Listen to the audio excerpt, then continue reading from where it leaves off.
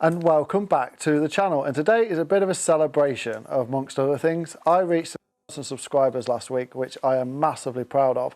And that's down to you guys subscribing to the channel. So I can't thank you enough. To reach 1,000 subscribers in pretty much just over a year, 13 months, is epic for me. Never thought I'd get anywhere near it. Only started this for a bit of fun. So to get to that 1,000 subscriber milestone was a great achievement. And it's kind of a bit of recognition for the videos I put in. So a massive thank you to everyone who's subscribed. It really is appreciated. And if you are watching this and haven't subscribed, please just drop that subscribe down below. Let me know you care, and give this video a like and comment down below if for anything you see. But today I'm going to talk a little bit about me and my golf game. For the last 5 months, I've been doing the journey with Dan HENDRIKSEN. You may have seen on his channel recently the control lofts video, just the sort of things I'm working on. So I just thought I'd do a little video today and show you what I'm working on with regards to my game and what the journey has done for me. Now, I started the journey in 5 months ago, actually. And when I started the journey, I was off 17 handicap. I'm now down to 12. So in the 5 months I've been playing, I've dropped 5 shots, but I don't think that's a true reflection of my golf game, if I'm honest. Quite recently, I've been having rounds in the 6 to 9 over par. So I've actually improved a lot better. It's just, I've not really entered many competitions due to like work commitments, family commitments. So I will be hopefully dropping that handicap sometime soon. But when I first started, I had a lot to work on. And the first sort of 3 hours we had with Dan, I think he realised he had his work cut out for him. But I've always had speed. It was always controlling that speed. So every month, for 3 hours a month, I go and see Dan down at Torquay, and we just fine-tune my game. And the thing that's been quite apparent and we've worked on mostly is controlling loft. In this video you're about to see, you can see that as the club comes down to impact, it starts to get ahead of my hands and I become very flicky. And I've done a video about this in the past, and I just reverted back to old habits. But in the next video, after I've had a lesson with Dan, you can see how I start bringing the club further forward at impact, and I'm giving the club less loft, in turn giving it less spin, and in turn giving it more distance. Now I know some of you are like, oh, but spin's good, you want spin. Spin is good, but the amount of spin I was getting wasn't good for a 7-iron, so we needed to control that so it would become down in the parameters where a normal 7-iron would be, not where a 9-iron would be, which it was in my case.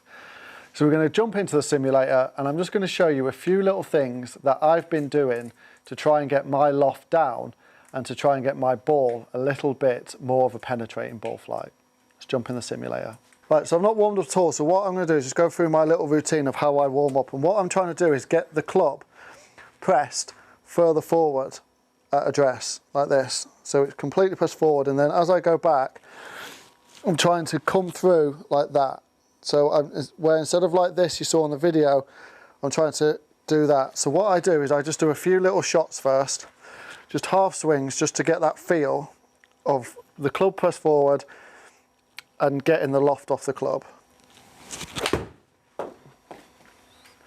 Not bothered about direction at this point. I'm just trying to get that feel of putting the body through and get this launch angle that you can see down here at 21 at around about that kind of launch angle. And the idea is I want to be coming through with the body, leaving the face slightly open, instead of coming through, flicking and trying to release the club too early. I want to come through and then come round and try and leave a sawn off follow through, a la Tommy Fleetwood.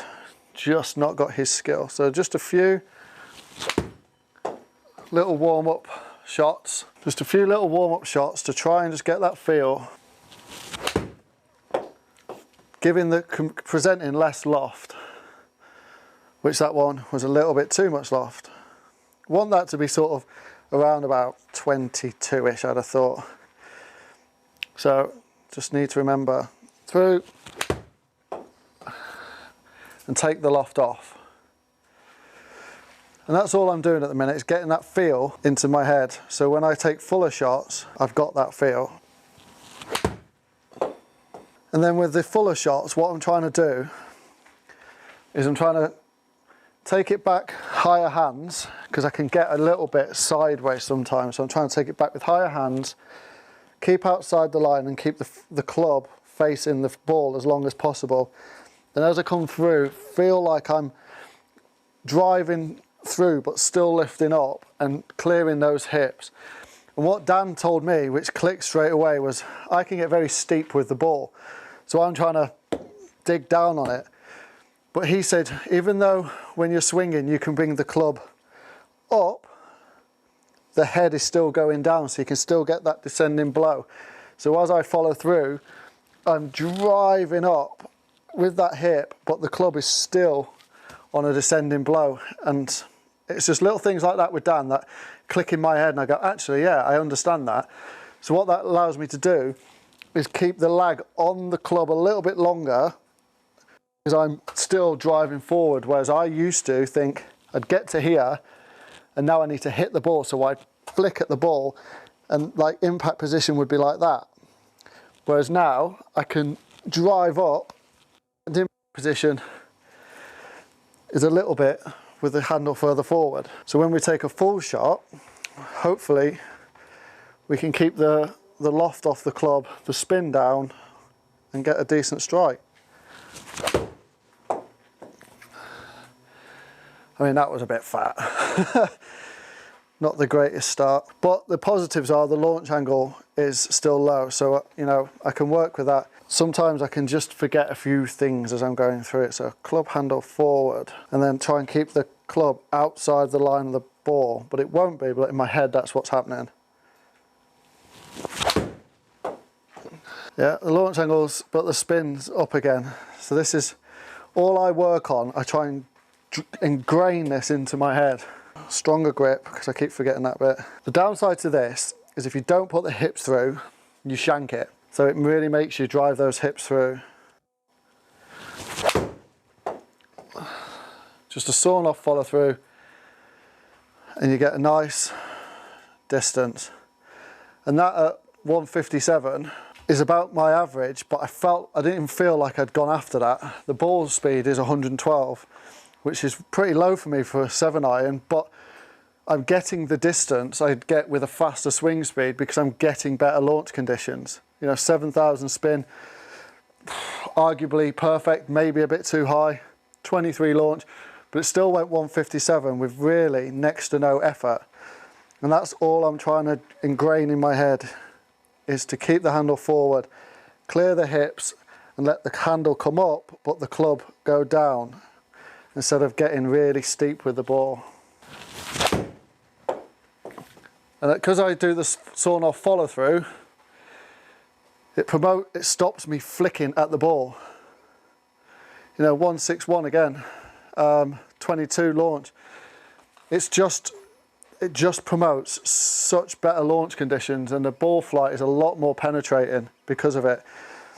But if I go after it, then I can get a bit flicky, and it'll probably be more ball speed and less distance. I think I got that one really well. Line ball, 162, a little bit more launch, but the speed was up slightly. But you can see what it's doing is, after I've practiced these pulls, these full shots now, it's just straightened me up so much, just by having that feeling of sawn off, follow through, driving the hips. I basically feel like I'm trying to thin the ball, is the way I feel like I'm trying to do. I'm trying to thin this ball. And even if I get that a little bit thin, like I did that one, it doesn't register. Yep, just better launch conditions, you know, arguably a little bit of a draw. But the launch is at 22, the 6.8. You know, the distance is 157. I only want this 7-iron to go 155, 160 anyway. I don't particularly want it going any further, because then it causes me problems with gaps at the top end. But this process has massively changed my game. And that was slightly thin, but I still get a good launch because I feel like I'm trying to thin it. You know, 162, 22 launch, bottom groovy, so the spin went up slightly. And that's what I've been working on with Dan, in essence, is try and get those better launch conditions. So watch Dan's Tune Up Tuesdays, because He does his lessons or his videos with students, and if you watch the control loft one, what I'm practicing now is exactly what he told me to do on that video. The only difference is I won't put a tour stick in the end because it hurts if you get it wrong. But I know if I've got it wrong because I can feel it and I can see the results. So yeah, that's what I've been working on with my journey with Dan HENDRIKSEN. And that's just a little video to show you what I'm working on in my game. I've been doing the journey for 5 months with Dan, and that's all I'm working on at the moment, is clearing the hip out the way and de-lofting the club to give myself a little bit more control and distance instead of flicking at it. The downside of flicking at it is I get more spin, and a lot of people say more spin is better, but I get balloony spin. So I'm into wind, I'm getting absolutely no distance. So I need to be able to control that loft, bring the loft in better, so I get less loft, more penetrating ball flight, and ultimately I get more distance. But into wind, I also get more distance instead of it ballooning up and just literally landing 10 feet in front of me. So that's what I've been working on. What do I need to work on still? Short game is a massive thing for me. It's hit and miss on the day. So I want to do some short game stuff with Dan, whether that's on the next lesson or I'm going to continue to see Dan after the journey has ended anyway. I've got one more 3-hour session in March. If you can afford to do it and commit yourself to a 6-month program, the journey with Dan HENDRIKSEN is definitely worth doing. It has transformed my golf game. At no point when I started this would I have thought I would ever shoot into single figures on any round. I think I'd done it once in my whole life. And now I'm consistently doing it and I feel good about it. It makes me golf more because I'm playing better, and it's all down to the lessons I get from Dan and then hard work. I put hours into this simulator, into my golf game, and the only way to get better at golf or anything in life is to put in the hours and practice. So I do that, so when I go back to get Dan, I've hopefully mastered not mastered, but I've got better at the things we discuss. Although we always seem to go back to this controlling loft. It always seems to be a recurring thing. So it's something I need to drill into my head. And I think something clicked in the last lesson. So I'll continue to keep you updated with my golf and how I'm getting on and things I'm working on in my game. But ultimately that is the end of this video. So if you have enjoyed it, please consider hitting that subscribe button down below. Comment down below if you had a batch of golf lessons with any pro and has it improved your game, and give this video a like. But until next time, I'll see you.